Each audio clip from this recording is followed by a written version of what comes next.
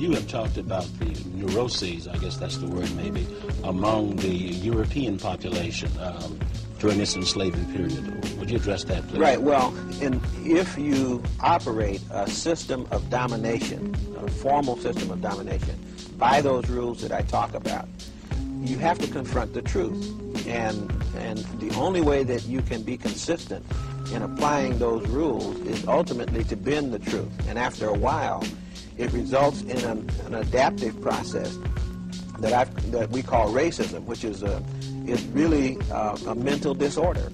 It's a disorder in the mental sense because it follows the rules of mental disorder. For example, manifestations of racist behavior as a result of domination are the denial of reality, perceptual distortion, delusions of grandeur, phobias in the face of differences, and projecting blame, blaming the victim. Explain those, please. Well, each of these are ways that I guess you call them adjustment or adaptive mechanisms.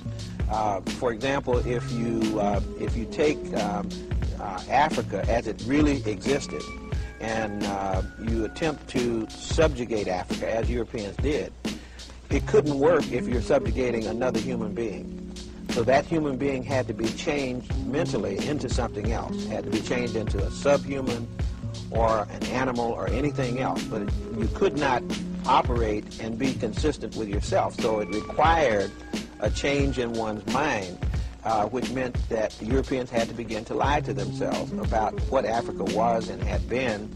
And in the process of keeping that misinformation going, then one adapts to unreality.